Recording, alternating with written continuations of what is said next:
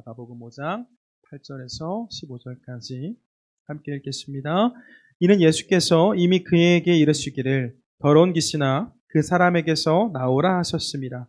이에 물으시되 내 이름이 무엇이냐? 이르되 내 이름은 군대니 우리가 많음이니이다 하고 자기를 그 지방에서 내보내지 마시기를 간구하더니 마침 거기 돼지의 큰 떼가 산 곁에서 먹고 있는지라.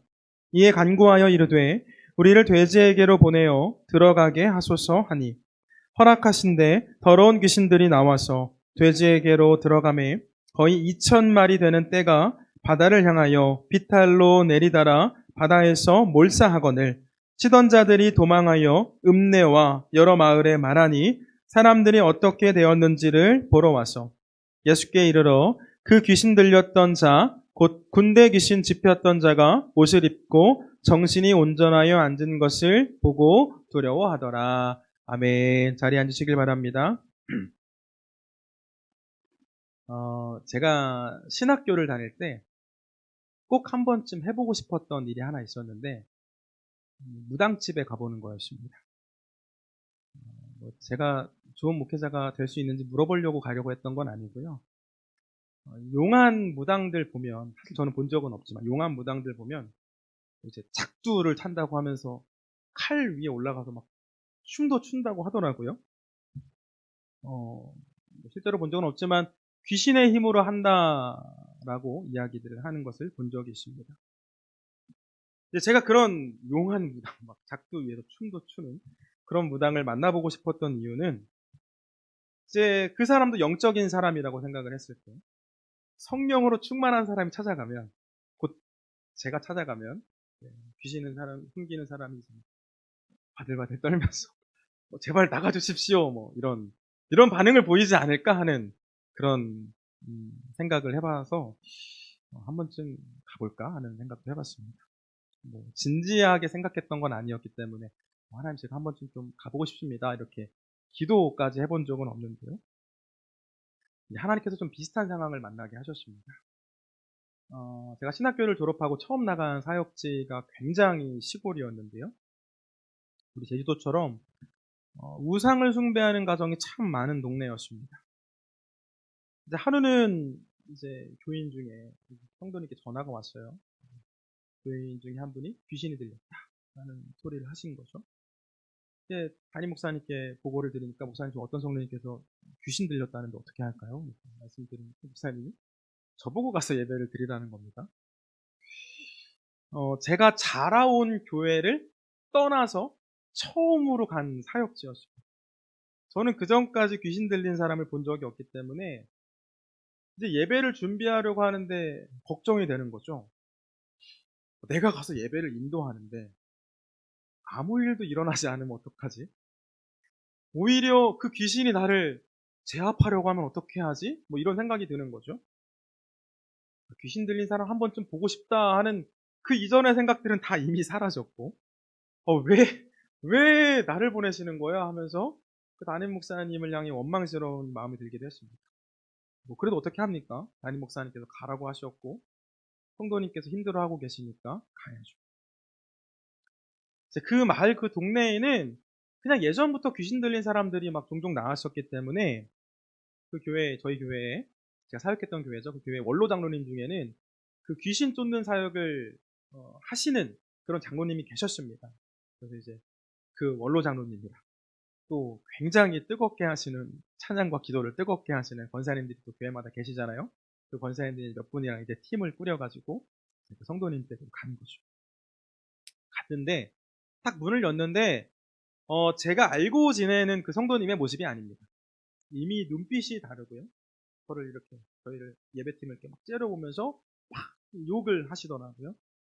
그래서 이제 연락을 주셨던 그 남편 집사님께서 좀 강하게 붙잡아가지고 같이 예배를 드리는데 고열 찬송을 부르는 거죠. 찬송을 하고 뜨겁게 기도를 하고 기도를 하는데 갑자기 이 성도님이 일어나시더니 주방에서 막 칼을 들고 와가지고 그를 죽이겠다 이제 위협을 하시기도 하고 막 옆에 있는 이제 권사님들이 막 붙잡고 이제 앉혀가지고 기도하고 말씀 전하고 귀신아 떠나가라 막 선포도 하고 그렇게 예배를 드렸습니다. 어떻게 됐을까요? 어떻게 됐을까요? 한 번의 예배로 그 성도님이 돌아오시진 않았는데요. 제 기억에 한 5번에서 6번 정도 예배를 드렸던 것 같아요. 제 인생에 굉장히 영적으로 긴장해 있던 기간이었고, 정말 열심을 다해서 예배를 준비해서 예배를 드렸는데, 한 5-6번 정도 예배를 드렸을 때 그 성도님의 눈빛이 돌아오고, 이제 교회에서 예배 드리는 것을 다시 참석하기 시작했는데, 제가 나올 때에는 뭐 주일 예배뿐만이 아니라 주요 예배 새벽 기도회에 가장 열심히 참석하시는 성도님 중에 한 분이셨습니다. 여러분, 사단을 말하는 성경의 표현 중에 하나는 공중 권세를 잡은 자입니다. 사단은 권세를 가지고 안 좋은 영향력을 여전히 끼치고 있죠.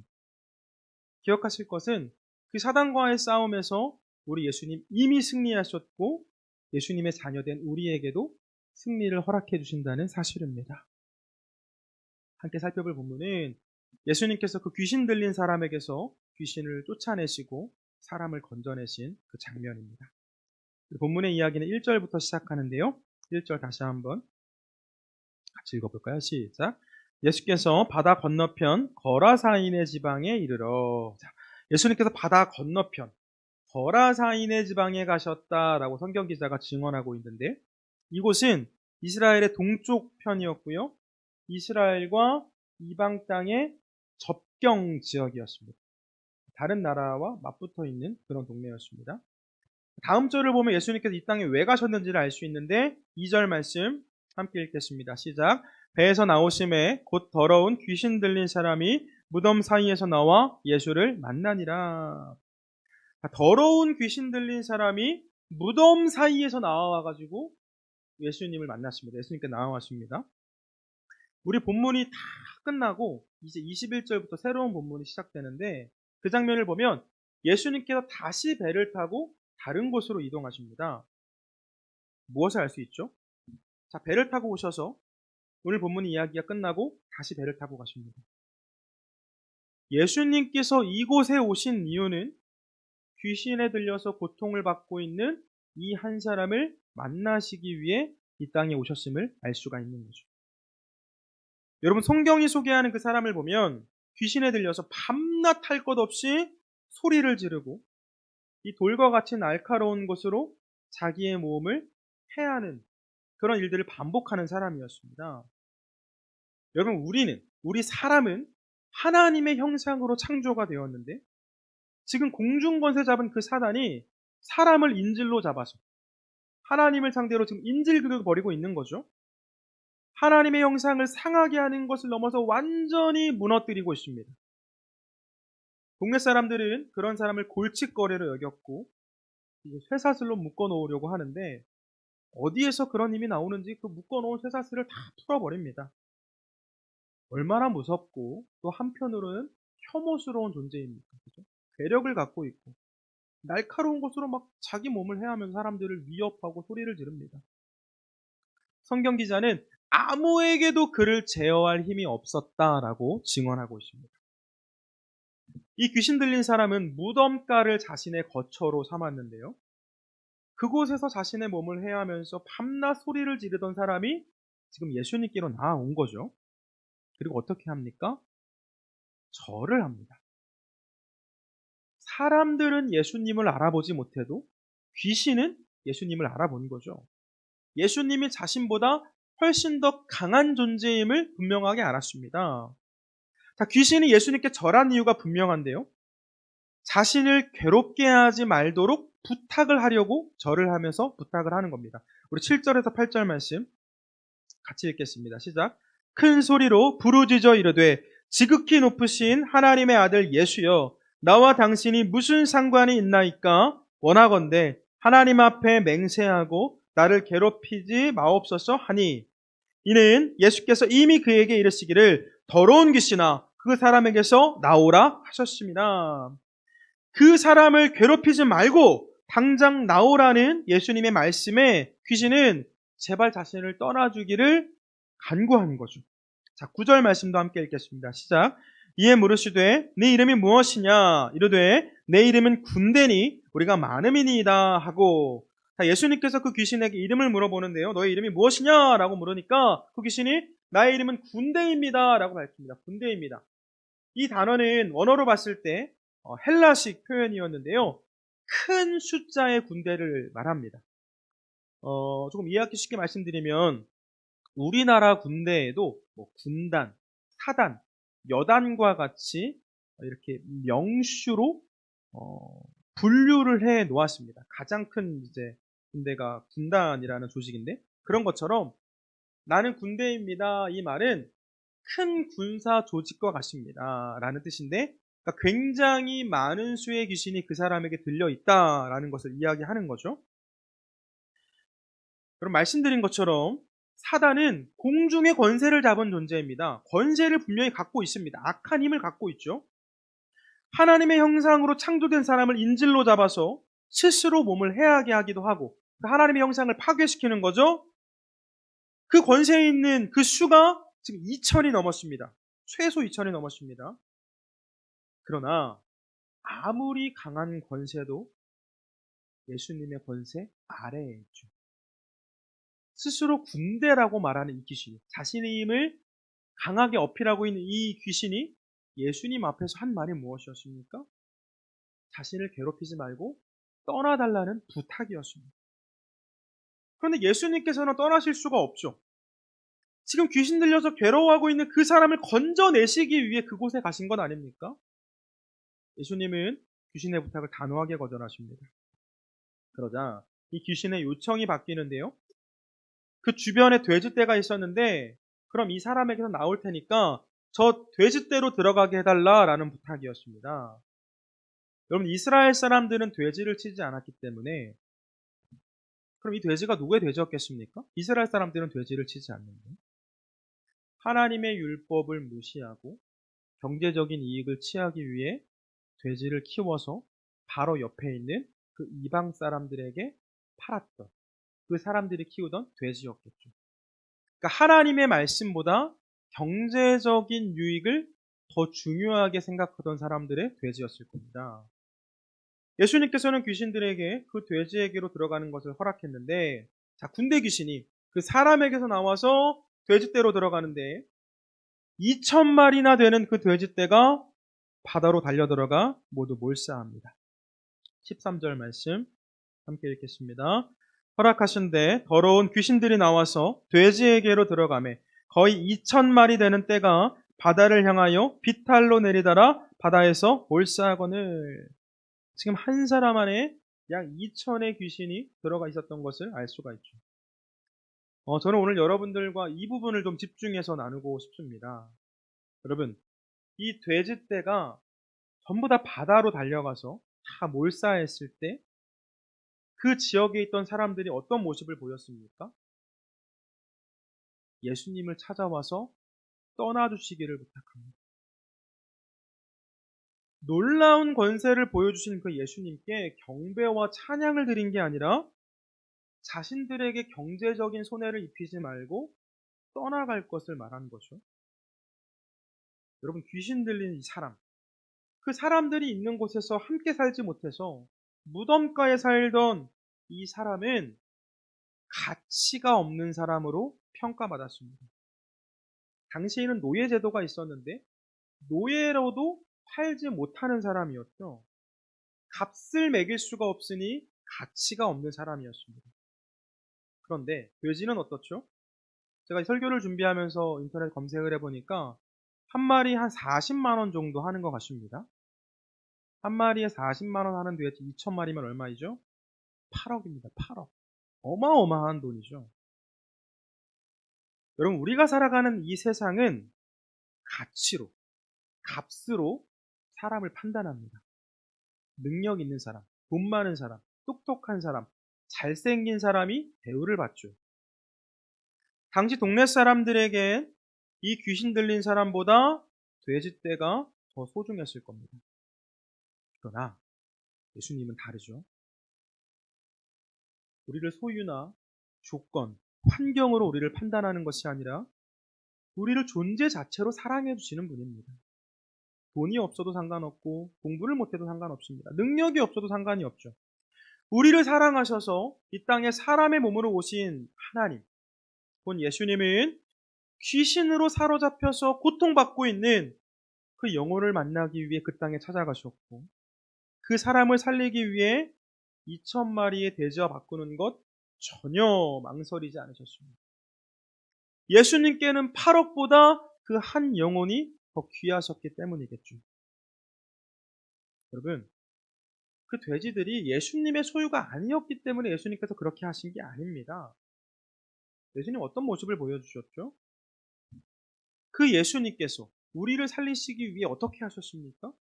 죄로 인해 죽어야 할 우리를 살리시기 위해 예수님 십자가를 지셨습니다. 당신의 피로, 당신의 생명으로 우리를 구원하신 거죠. 영원한 죽음으로부터 구원하셔서 영원한 하나님의 나라에 탈 수 있게 하셨습니다. 할렐루야. 오늘 설교의 제목을 예수님께는 점점 땡땡이라고 정해봤습니다. 설교 제목 보시고 뭐 오타하냐? 라고 생각하신 분 계실지 모르겠는데, 여러분, 예수님께는 우리가 천하보다 귀합니다. 이 세상은 우리의 지위, 우리의 소유, 우리의 능력으로 우리를 판단할지 모르지만, 우리의 있는 모습 그대로 사랑해 주시는 그 예수님께는 우리를 죄와 고통, 죽음으로부터 살려내시기 위해 십자가에서 피를 흘려주셨습니다. 오늘부터 강림절이 시작되었습니다. 강림절은 성탄절 전에 지키는 네 번의 주일을 지키는 절기인데요. 우릴 위해 이 땅에 오셨던 예수님을 기억하고 우릴 위해 다시 오실 예수님을 기다리는 절기입니다. 바라기는 이 기간 예수님께서 우리를 어떤 마음으로 사랑하셨는지, 그리고 우리를 위해 어떤 일을 하셨는지를 기억하며 예수님 더욱 사랑하는 저와 여러분 되길 축복합니다. 말씀을 정리합니다. 이 귀신에게서 노임을 받은 사람, 곧 완전한 회복을 얻은 이 사람이 예수님을 찾아와서 함께 가기를 요청합니다. 18절 말씀 같이 읽습니다. 시작.